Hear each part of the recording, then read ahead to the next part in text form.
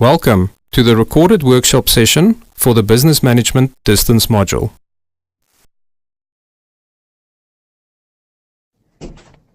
Right. Learning Unit 2 of our module guide, it talks of something that is very interesting, and it is called entrepreneurship.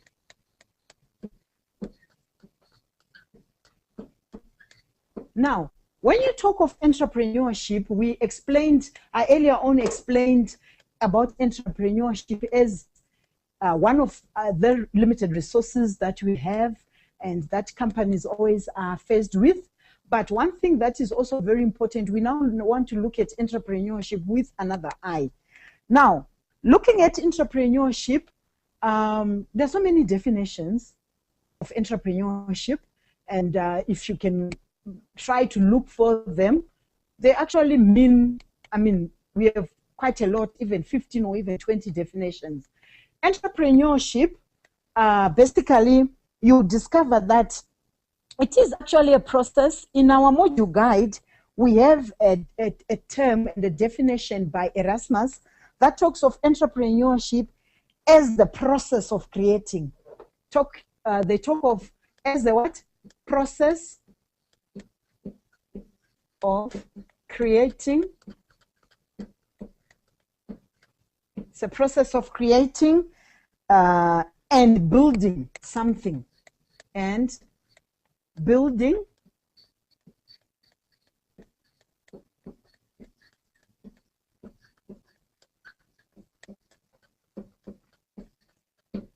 you're actually building something,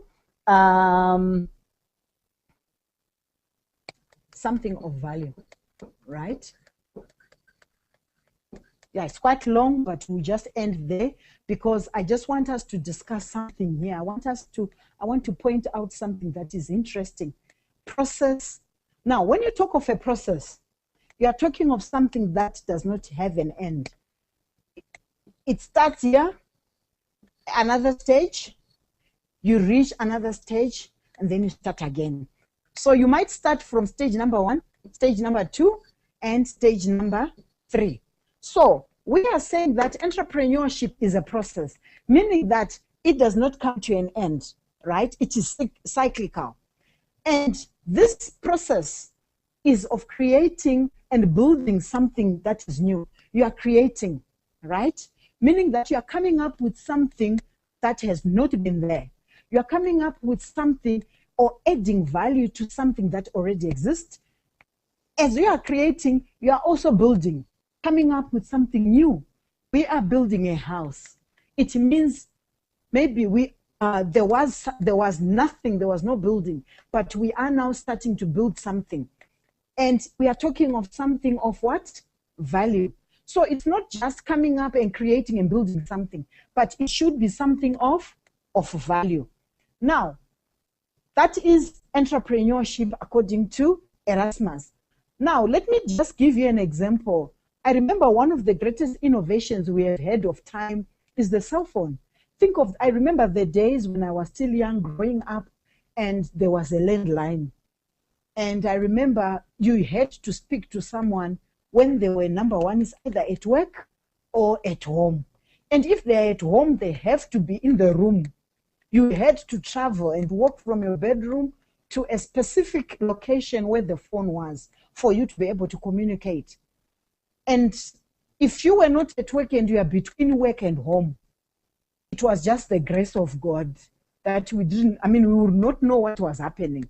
So think of what the cell phones have done. The cell phones have enabled us to communicate with anyone, anytime, anywhere. So it doesn't have a barrier as long as there is a network around. You speak to someone, where are you? So we are saying that the first man who first created or designed a telephone, it was a breakthrough. Because even before the telephone was there, I remember there are stories that we used to make use of messengers. We used to make use of letter writing.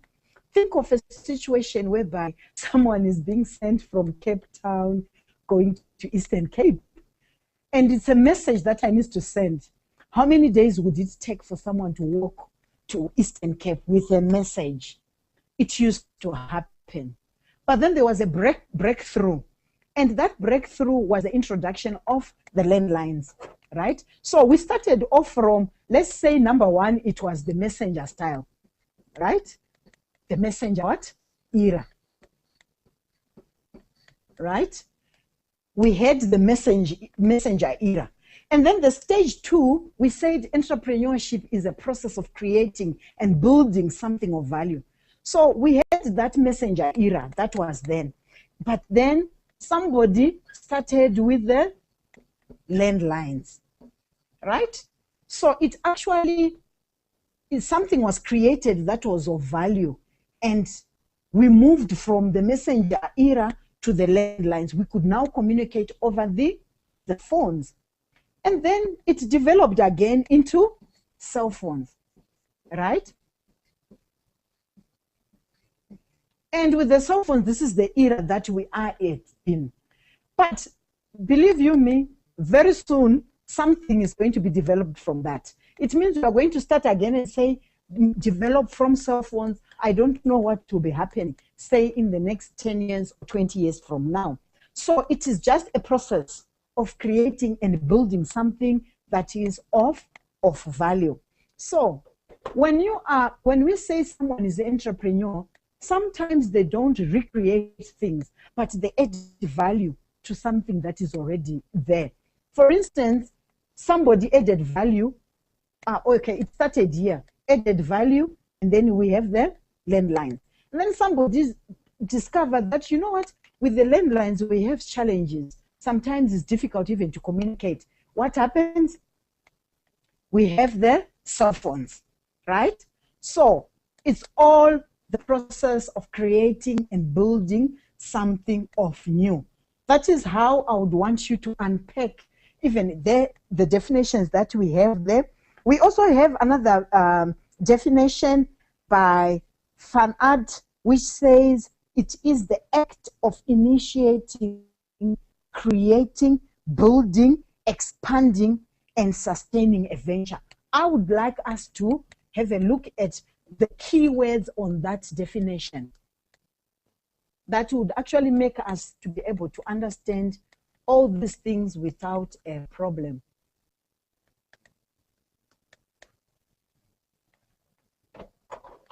Right, I like this definition by Van Art. It says it is an act of, I'll just write the keywords, initiating. There is also the word, is it initiating? That's the wrong spelling. Initiating. Sorry, why do we have this? That's fine. Initiating.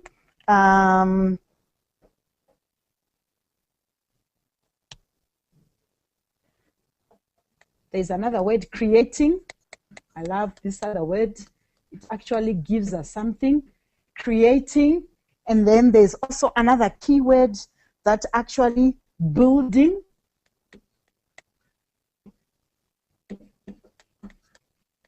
And then expanding.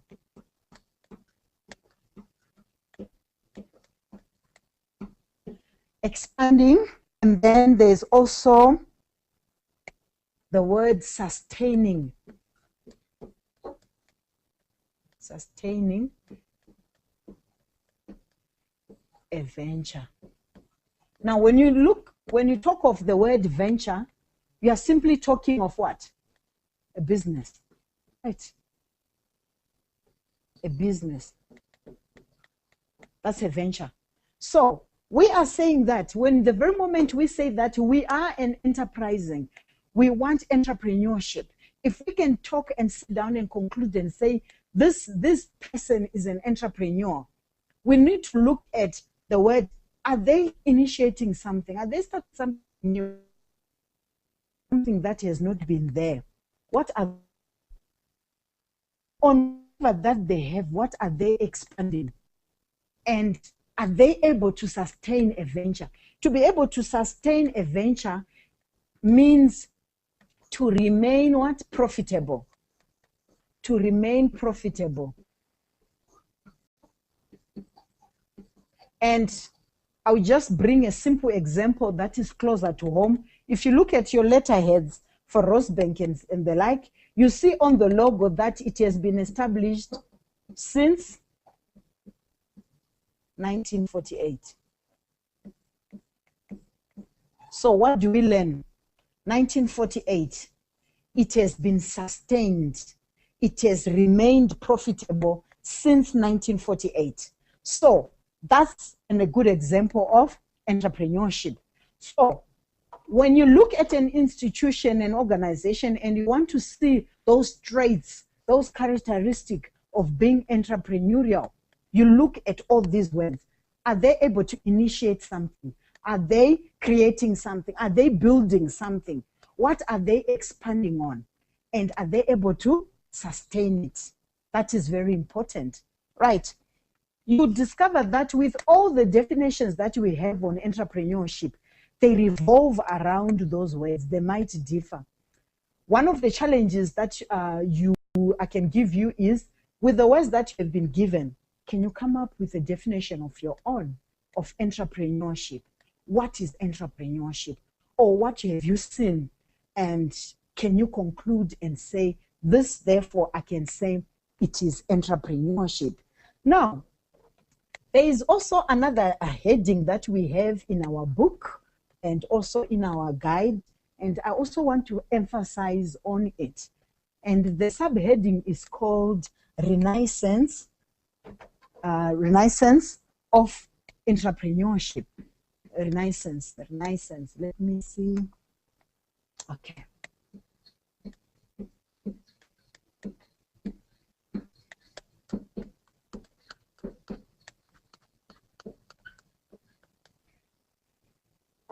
Sorry for the space.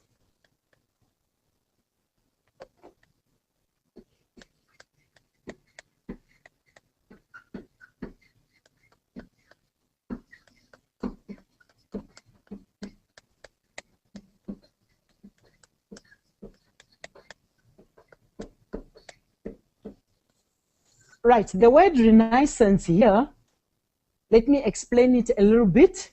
It means rebirth, right? Now, when you are saying something has been there is a rebirth, it means something has already existed, but there is a new approach to that dimension, to that thing.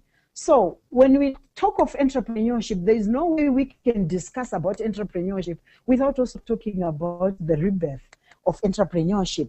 Now, when you talk of the renaissance or rebirth, that's another word that you can use. And let me also emphasize on this concept that I have learned. English is not also my first language, but what I do is before I read and want to understand the meaning, if I come across a word that I do not understand, I look for synonyms, I look for the meaning. That is why I have given you another word for renaissance. So if you would read the renaissance of entrepreneurship, somebody might get confused as to what is it that you are talking of. But if I talk of rebirth of entrepreneurship, now everyone will say, wow, rebirth. Something has been born. You start to have questions. So what you need to do is, as you are going through your textbooks, as you are also reading, if you find one keyword that you seem not to understand, look up for it in the dictionary and see what it says. You'll discover that the understanding of that concept is far much easier than when you do not use the dictionary. So the days of using the dictionary are not yet over. Now, you discover that entrepreneurs throughout the world, they've actually left an impact in the environment. Entrepreneurs have left a what? This entrepreneurship has actually left an impact in the world. Impact in what ways? Why? They create jobs, right? We say that is the impact. Another impact of entrepreneurship, they actually boost economies.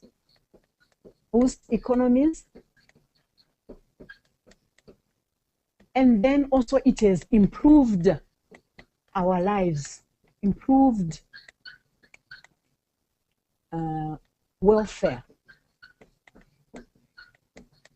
So you discover that entrepreneurship has done that. That is what those are some of its impact.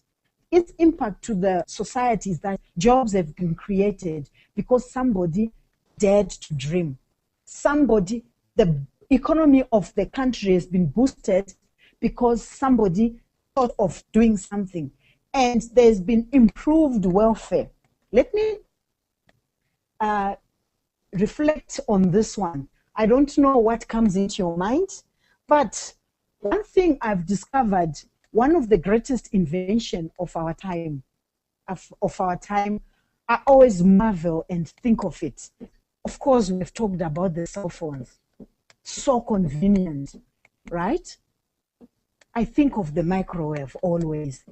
Each time I'm at home and maybe I didn't defrost my food, my supper, and I forgot to defrost it before I leave for work.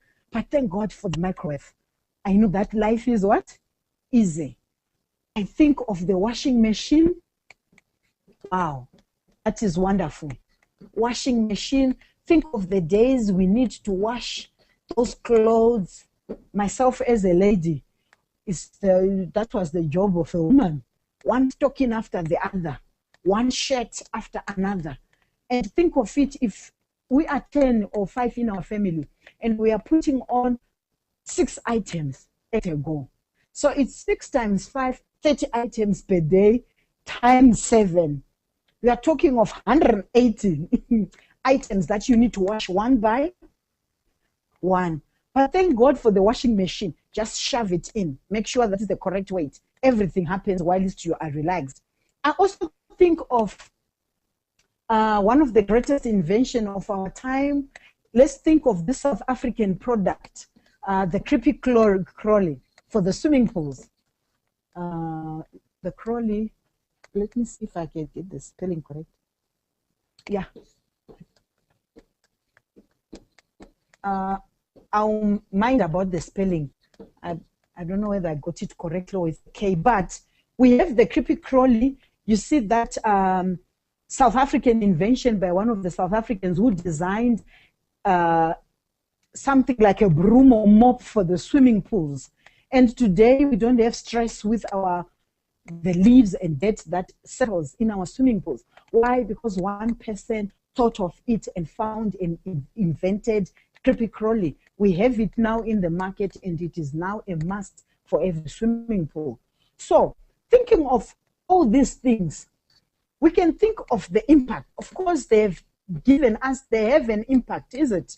An impact to who? To our welfare. That is our lifestyle.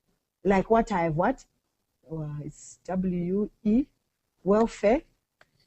It has an impact on our welfare. It has an impact on jobs. Jobs have been created. It also has an impact to the economy, right? Companies are now selling these washing machines, microwaves, cell phones, and people are making a living out of it. So all these are the aspects that have actually brought the other dimension of entrepreneurship. Now, another aspect that is also very important is that, remember, as individuals, there's something I want to emphasize on the economy. We say that the impact boosts the economy. Now, in our textbooks, you see somewhere where they talk of the GDP of a country. So some of us who are still new, who do not understand what GDP stands for, it stands for gross domestic product. Right? This is gross domestic product and abbreviated as GDP. In the newspapers everywhere, you see them writing and commenting on the GDP. Now, each and every country, in a layman language, simple words, we can talk of the GDP as the income of the country. Income of a country. So, as a country, as we are, each and every country like South Africa, in a way, we are like individuals who go to work and get a salary, right? So the gross domestic product, this is the total amount that a country earns out of selling goods outside its borders to neighboring countries, right? Well, how much does South Africa make every year in selling goods outside South Africa? So the ideal situation, when we say GDP is what? When we say GDP has increased, we are saying South Africa has sold more goods than the goods that it has bought from outside. And that is the most healthy situation of any country. You should be able to manufacture goods, sell them, so that you have an income. But an unhealthy situation is whereby GDP what? Decreases. That is unhealthy, right? When you say GDP has decreased, we say it's negative, rather. We say it's a negative what? Trend. It's negative. But when we say GDP has increased, it's positive. So every country strives for an increased GDP. So when we say entrepreneurs, they impact the economy positively. It increases the welfare. It boosts the economy of the country. We are saying it makes the GDP to go what? To be increased. And it means we have more money for ourselves to buy what we want as a country. So this is all about GDP, and there is it has been proven that if people start businesses, run and innovate and come up with new ideas of doing things, if they sell them outside their country borders, they make more money. It also improves the economy of the country. Now, you will discover that one of the production factors, if we are going to talk of entrepreneurship, what does one use? It's one question, right? What resources would you use if we say someone is entrepreneurial? We go back to the 4 factors of production, right? We go back to the factors. I'd rather just say factors of production.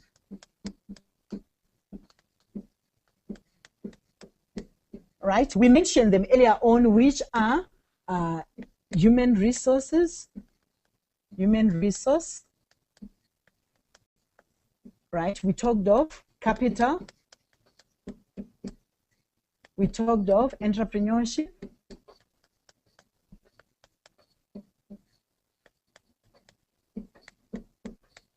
And we talked of,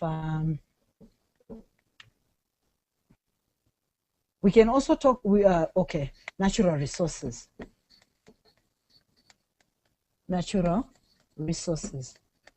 But in other books, they'll call them like land or buildings or physical resources. Okay? In the textbook, they refer to them as physical resources. Take note of that. So even whether you're talking of physical resources, you're talking of land or natural resources, is the same thing that we are looking at. So when you're talking of entrepreneurship, we are saying it is the ability to be able to, what are we doing this for? To harness. We are harnessing these 4 the factors of production to come up with something that is tangible.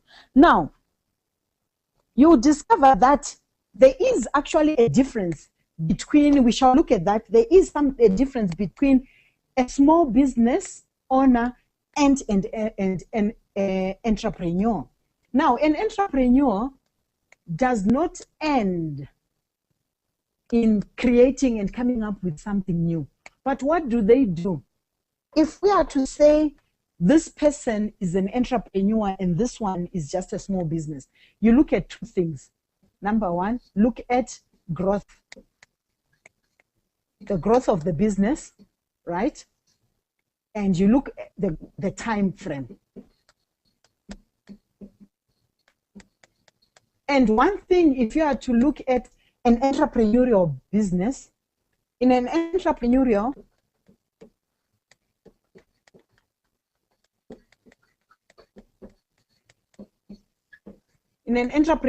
business versus an SB, I'll just say SB for small business. If you are to look at in terms of growth and the time frame, an entrepreneurial business, the growth is rapid, right? Growth is, so we are looking at these two things, right? We are measuring them with what? Growth and time frame. So you discover that if you are looking at these two things, these two type of businesses, you would say that in terms of growth, in an entrepreneurial business, it is rapid. When you say rapid, it means it's growing at a faster rate. In January, you hear there's a company that has been set up. In February, you hear it has opened 5 branches. In March, the following year, they are now operating in all the provinces in South Africa. The following year, they are outside South Africa. They are now in Africa. And then in 5 years' time, you hear the same businesses operating all over the continents in the world. So that is rapid growth. But with a small business now, the growth, there is no growth even at all. There's no growth at all. There's no growth. It's just me selling my fish and chips every day with my children or husband or wife, and then it goes on like that. Time frame again, this one it grows, this one it grows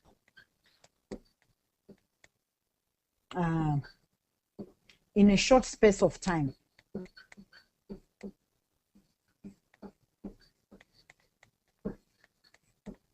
Right.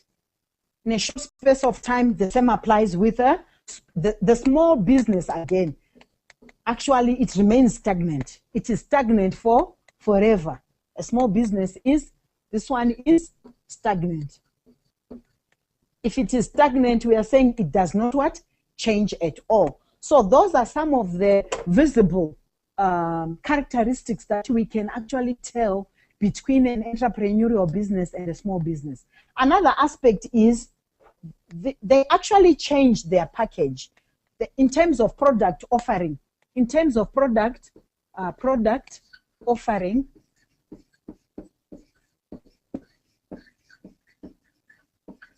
these guys, they change. An entrepreneur, they change to suit what? To suit the environment.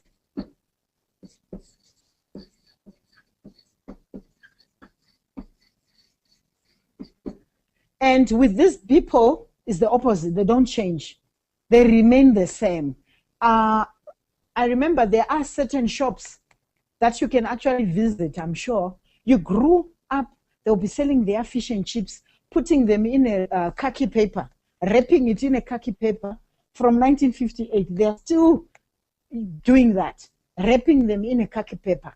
Even if times have changed, they do not change. So in terms of product offering, an entrepreneurial business, they change it with time. But the small business owner, they don't change. The only change you can see is them closing down, right?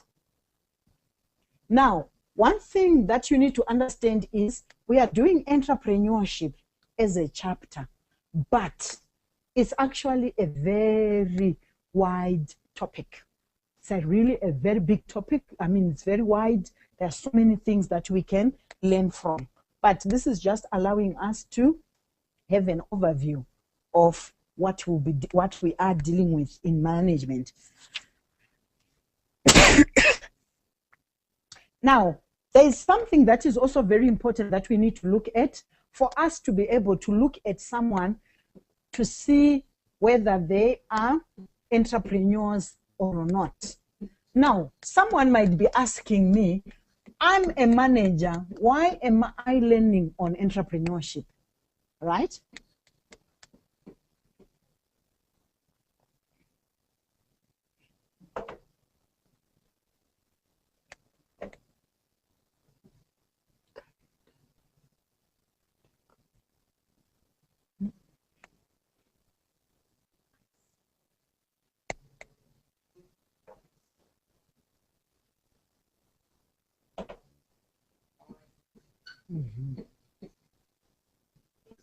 Yes.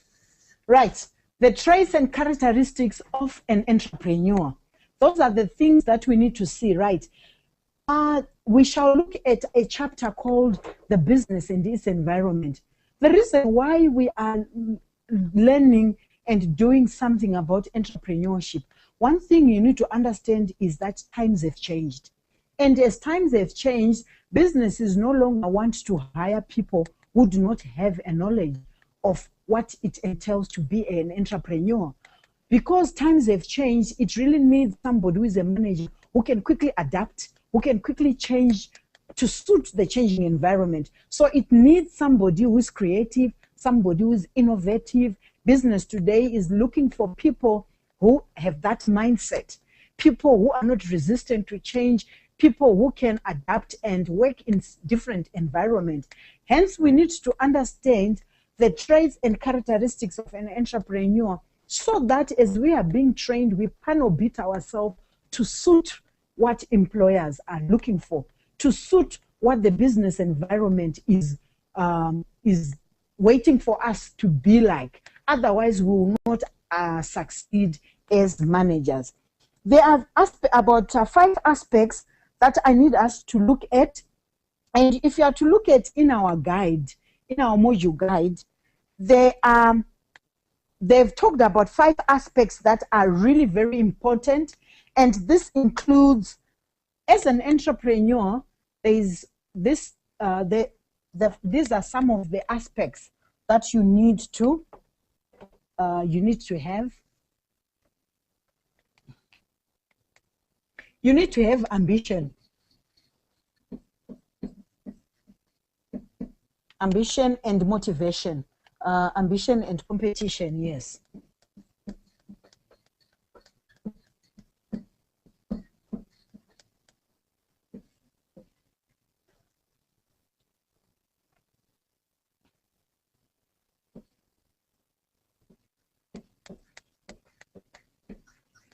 Internal locus of control, very important. As an entrepreneur, you need to have that. I will explain further. You need to remember the definitions. We're talking about being innovative and also being creative. So you need to have that mindset.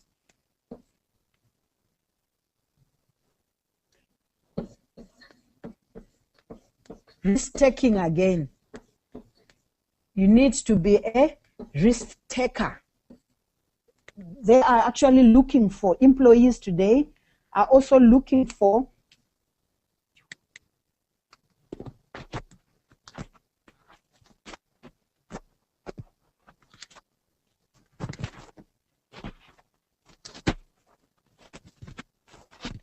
you also need energy.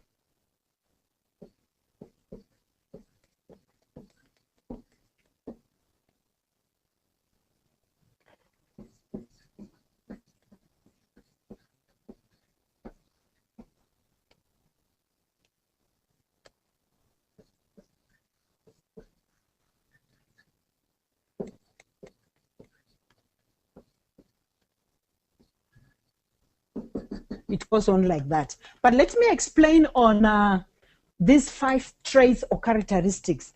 But if you are to, you will find that if you are to look at different textbooks, they talk so much about the traits and characteristics that are required of an entrepreneur.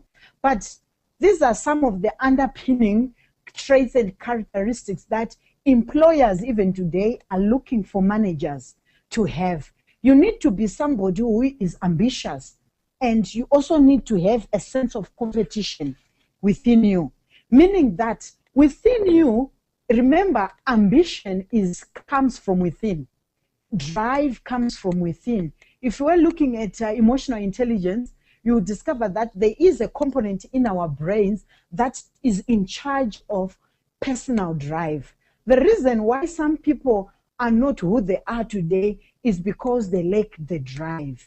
So as a manager, as any person or as an individual in life, you need to have a certain level of ambition, a certain level of drive for you to achieve what you have set up for. For instance, you have started a journey to do your BBA.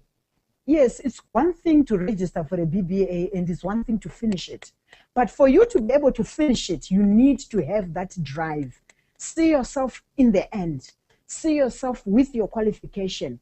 And once you are able to visualize yourself at the end, then we can say you are ambitious.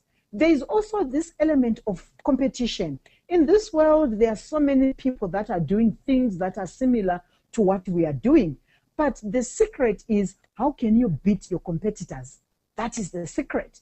So even in any interview, if you are going to be interviewed, they would ask you, or they might not ask you, but they want to see whether you want to outcompete others.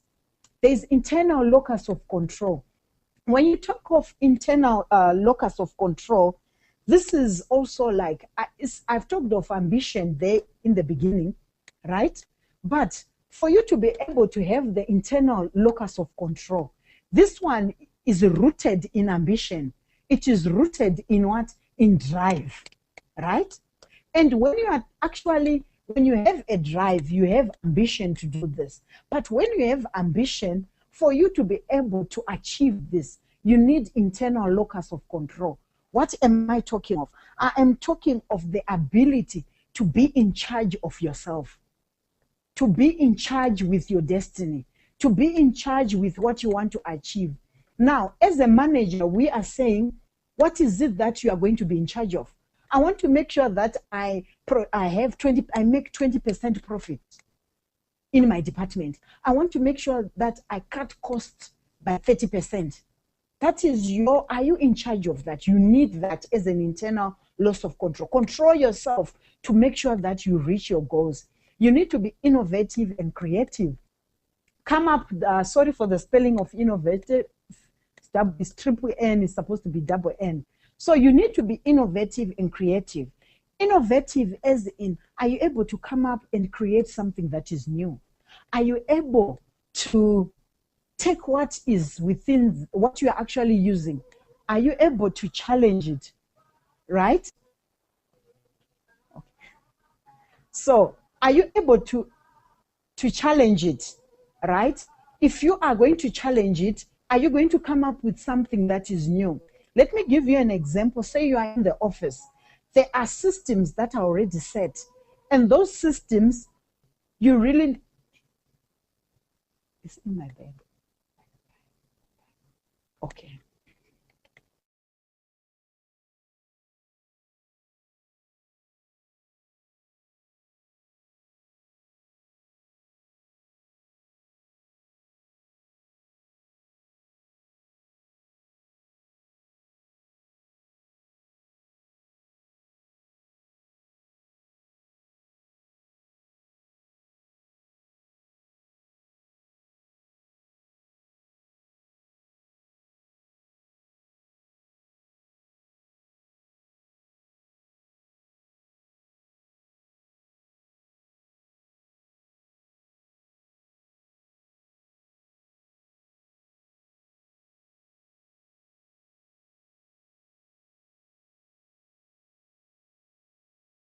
Right. So we are talking about internal locus of control, and we are just mentioning on innovative and creativeness. And I was saying, let's say that you are in an office, you come up, there are systems that are put in place. But before you adapt and you use systems, sometimes you need to ask questions, challenge the system, and ask yourself, is it the right way? is there no other better way of doing this? Be a person who has got a questioning mind. If I would further explain on being innovative and creative, you need to have that mind of a child. You know, children, when they are around 5 years, 4 years, they now can talk, but they are always asking questions. You want us to go to the shops. What do you want us to do? Yes, we want to buy food. What for? We want to eat. After we eat, what happens? All those questions. These are just questions that are challenging the mind, challenging the systems. So you need to be, for you to be able to be innovative and to be creative, you need to be asking questions always. Always ask, right? And also give yourself what? Answers. All right? You can also have answers. Right. And this is how all the greatest innovators and creative people have done. They've always had a mind that is always asking, challenging, say, is it the right way? Is it the right thing? Don't you have any other way of doing this? You need to be a risk taker. So if you are not afraid of doing something that you have not done before, you will never get results. So it's also very important to be somebody who is brave enough as a manager to do something that has not been tried in your organization, to do something that you also have not done, because that's where results come from. Other traits that are quite a number of them, in fact, you need to have energy in what you are doing. Show energy, show confidence in what you are doing. When you stand up to talk, when you deliver your speech, when you are writing a proposal, presenting your proposal, if you are chairing a meeting, chair it with confidence. Be future-oriented. Future-oriented, other words we can use, be futuristic. See your company in the end. See your company in 10 years' time. See your company in 15 years' time. See your company opening branches throughout. All those are some of the characteristics of an entrepreneur. Other characteristics that you might also come across is you need to be flexible. When you are talking of some people who are flexible, let me give a simple example of our day-to-day life. And that will show you that someone is flexible or very rigid. If you were to be asked with your friend is just to call you, maybe you are about to take a rest and they ask you, you please accompany me to such a place. Would you say yes instantly? Or you would say, let me think about it? Or you say, no, I'm busy. So if you would say yes, to me, I think you are also flexible in that you are also, though you had something that you have planned, but because you think your relationship is more important, you do it for your friend. But rigid people would say no. And it is difficult to get to work with people that are rigid. People that are rigid, they don't want to change. They are always focused on the way things are to be done. So if you are going to be a successful manager, you need to be flexible. Another aspect is you also need to be committed to what you are doing, determined, right? You also need to be somebody who is opportunity oriented, meaning that your eyes are not just looking at around you at what you are doing currently, but you are also looking beyond the windows and see, are there no other opportunities or windows of opportunities, areas that have not been exploited that I can exploit with my business so that we get more money. So all those are traits and characteristics of an entrepreneur. So the next thing that is also very important is we need to understand the different types of industries that we operate. You'll discover that in our textbooks, we have, I think, about 10 types of industries that we operate, that are in existence, right? So,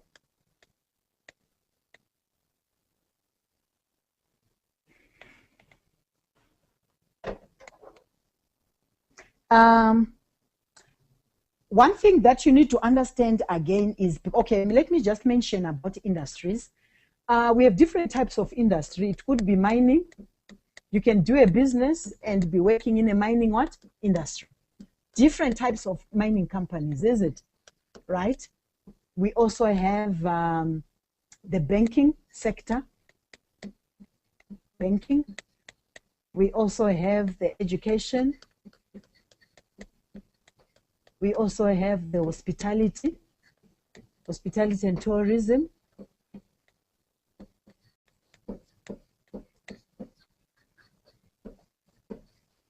Now, if you are to look in our textbook, we actually have about 10 types of industries.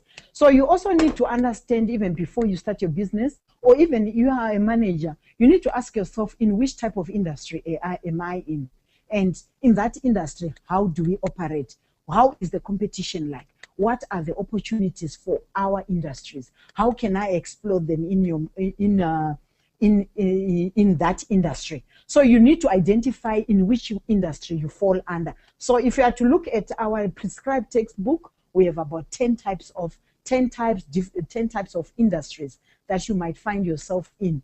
Hence, as a manager, you need to read around, research on the type of industry that you are working, see how the industry operates, be versatile with the secrets of the industry. That's what I can say. Be aware, what are the secrets of this industry? What are the success factors? What are the do-nots of that industry, so that you become successful?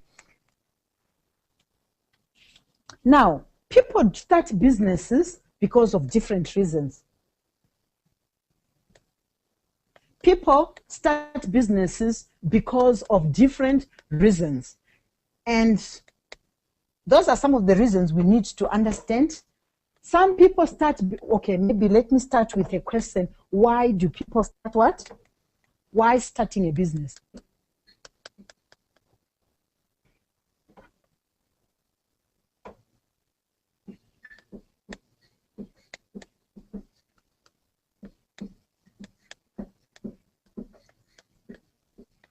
So, from your textbook and other materials, you will discover that there are so many reasons that are given why people start what? Businesses. One of the reasons could be retrenchment. You have been retrenched. Companies are cutting costs.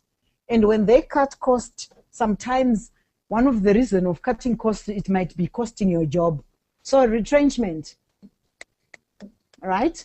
When you are retrenched, you are no longer working. What do? You take that monies, the monies that you have been given, start a business. And usually people start businesses of the kind of job that they were doing. If I was to be retrenched as a lecturer, I could easily start a training company, because that is what I know. And if one is to be retrenched as a nurse, they would start a nursing home. It's easy for them to start maybe a home for the physically, maybe a home for those that are frail and who need home-based care, retrenchment. And then some people might start businesses out of necessity. Some people might also start business because they've resigned, right? So there's a difference between resigning and being retrenched. So some start because because of resignation. They decide that, well, it's no longer good for me to work. Let me stop to work. Let me resign, or let me just stop working for this company. And then they decide to start their own business. Others also start businesses as to serve the community. To serve the community. Someone might be asking me, hi, how can somebody start a business to serve the community only? Remember, there are some areas that are outlying, say the farming areas. There are people who are doing farming. It's not so many people who stay there, but there are certain services that they require. So somebody would identify and say, you know what, in this community, people have problems because they don't have a grocery shop. So let me start a grocery shop just to assist people in case they are in need of this emergency food to serve them. So that's the other reason why people would start business. Others would be like layoffs, right? Layoffs. Sometimes because of technology, being an advancement of technology, there are certain jobs that sometimes you say, okay, you have been working for us for the past 15 years, but because of the structure and the technology that you are now using, we find you that you are no longer what? Competitive, or we no longer need your services. So what do? They will just lay you off. So it's quite different from retrenchment. And sometimes it could be government privatization.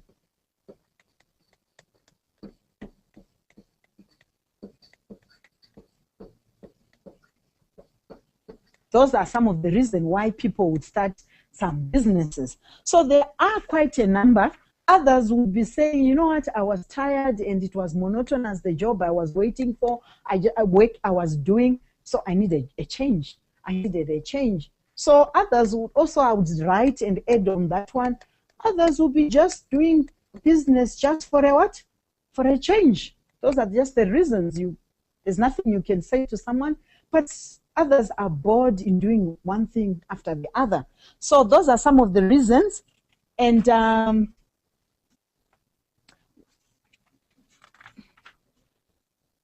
now, let's look at the definition. There's something that I want to emphasize on the definition of the small business. Now that I mentioned something earlier on the small business, but this is something I need to emphasize. There is on the definition of a small business. Right. A definition of a small business, number one, it differs.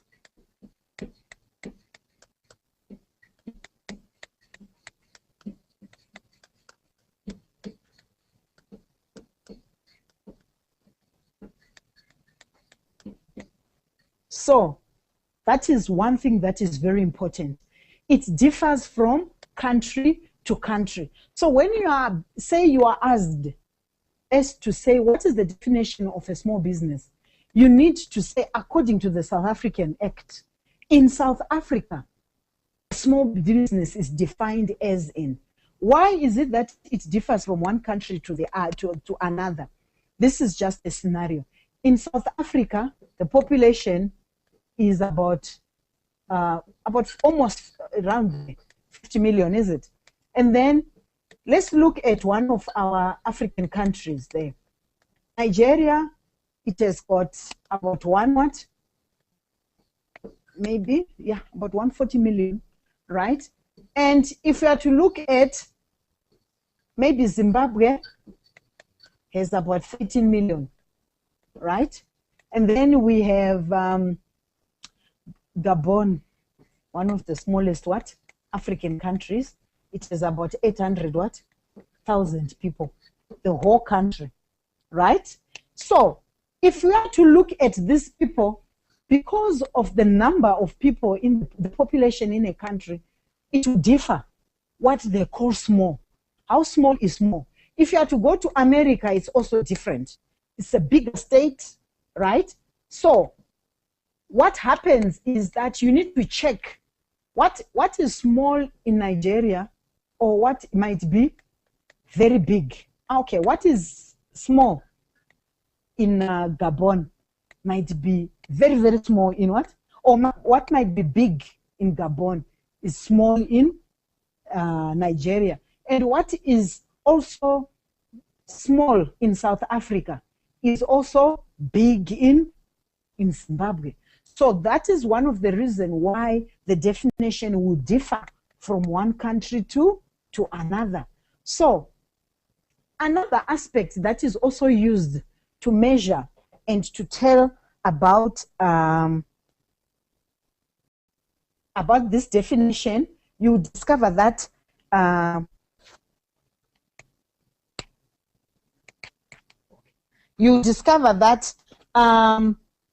you need to look at capital. That is the money that company has. You also need to look at the number of employees. That is something that is almost the same. Number of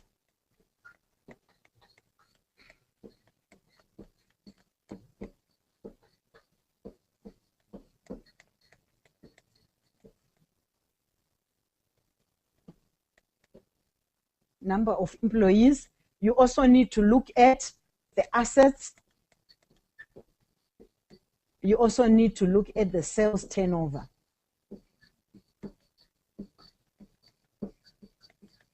So in your definition, in as much as it differs from one country to the other, those are the four aspects that you also need to look at. How much money does that company have? How many employees do they have? And what is the value of their assets? And what is the total number of what is their sales turnover? So that is what defines the definition of a small business. Now, you discover that in South Africa, in terms of employees, a small business is a small business when it has got minus 200 employees. The employees have to be minus 200. We'll say it's a small business. In South Africa, again, the sales turnover needs to be it needs to be less than 64 million per what? 64 million per annum.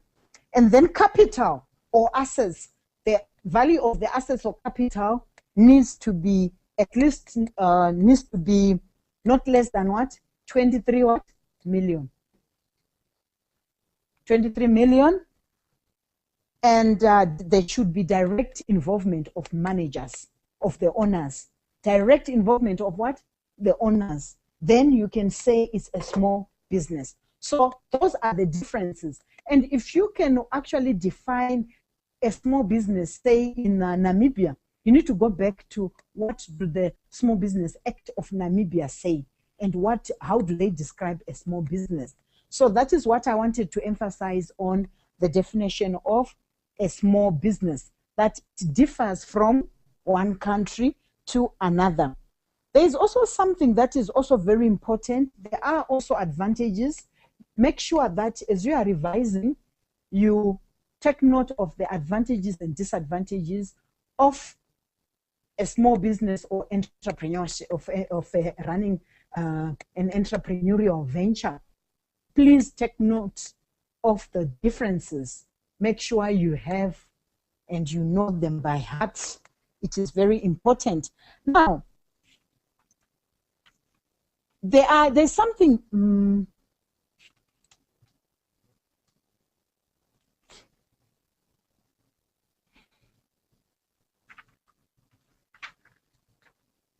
a person that I would want us also to look at is, this is just for us to think about this.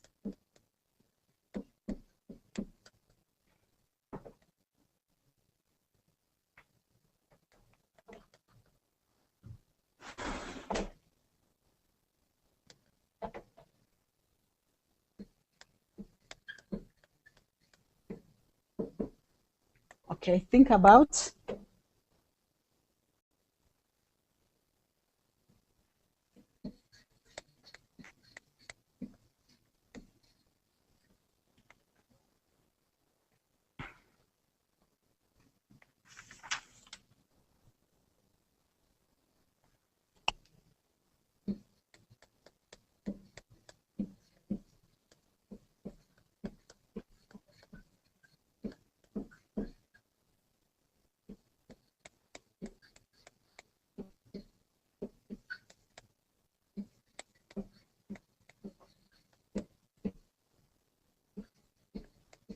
right, something to think about. Why do small businesses, why small businesses are more innovative than big businesses? Something to think about. I won't give you answers, but it is something to ponder and understand the dynamics, how a big business operates and a small business operates. And why is it that even if you are to read the history of companies making a breakthrough, that it is mostly small businesses that actually come up with new ways of doing things, and that other than big businesses who have got resources and all those things. So just for you to think about. Now to finish off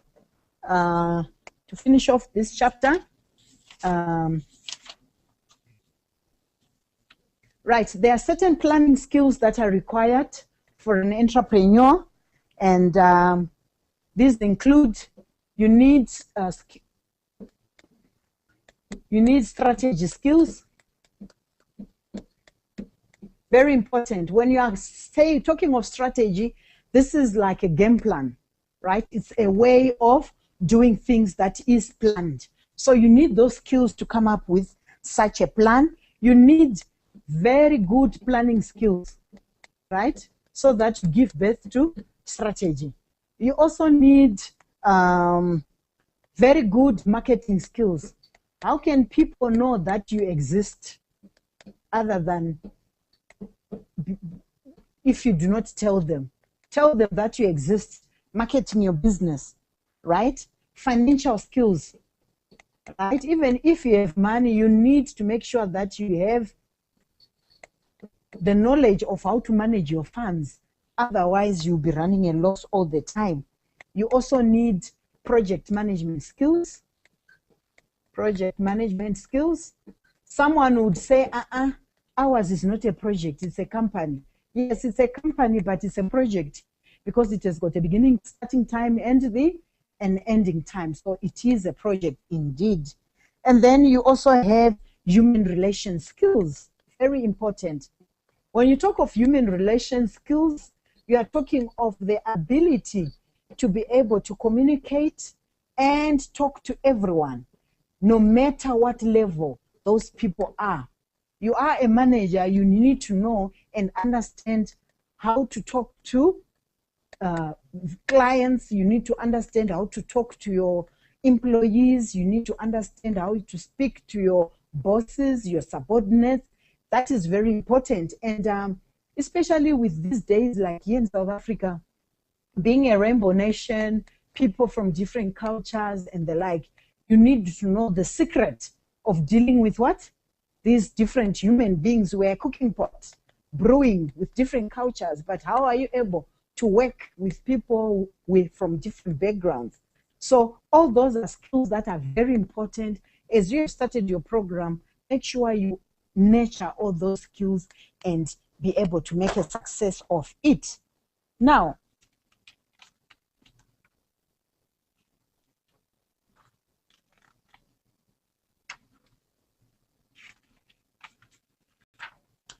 there are so many choices that one can make if you want to start a business, right?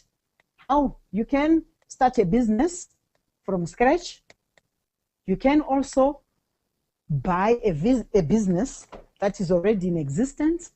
And when you are buying, it's called what? Franchising.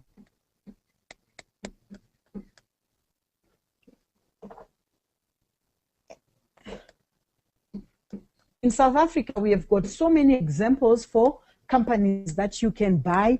And when you are franchising, basically from your textbook, they've explained it clearly. This is whereby you actually buy into a company that is already in existence.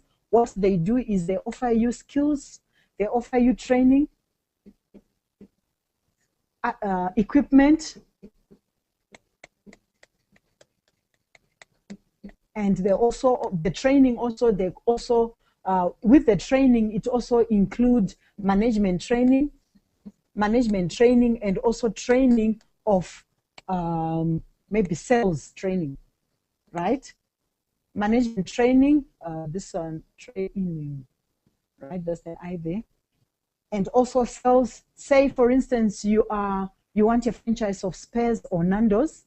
What they do is they'll say, give us some money to show that you are committed. When they do that, they train you how to prepare their recipe, what the menus that they have. They give you staff to help you in doing that. They also provide you equipment. They also offer you with a building. And what you do is you manage it. And when you are managing, you also give them a certain percentage in the name of royalties per month or per annum of using their names, of using their ingredients. So that's all franchising. And research has proven that in South Africa, even if you do not have an experience of running a business, you'd rather start the franchising way. And then when you now know how to run a business, that's when you can actually grow out of the franchising and make a name of yourself. So that's also another option of starting a business, franchising, or you can start from scratch. And there are also advantages and disadvantages in our guide that will show us whether is franchising the best or starting from scratch. Franchising might be good in that already they have the customers. When they do advertising, they are also doing advertising for you. But if it is your own business, starting from scratch, you need to advertise, you need to create a name for yourself, you need to look for premises. In franchising, you don't do that. The other disadvantage also that is discussed in your guide is that with franchising, sometimes if there is a bad name, if something happens with those products and your products are also affected, if I remember the story of a rat that was found in Albany bread. So if anybody who sees Albany bread, they'll think of that rat. So think of that. If something happens with Spare or KFC, if there was food poisoning for KFC, everyone else will resist KFC and your KFC again. So those are some of the disadvantages of running a franchise. So we'll look at franchising later, I'm sure, in the next learning unit. But as of now, this is actually closing the learning unit 1, learning unit 2, which is also, I think, chapter 2 in our textbook. Make sure you go through the questions that are at the end of the revision guide. They are for you. Any questions, once again, I invite you to contact us. If there are things that I didn't explain much, please come back to us. We will be glad to give you feedback. If there are areas that I have not addressed and you feel you need them to be addressed, you are more than welcome.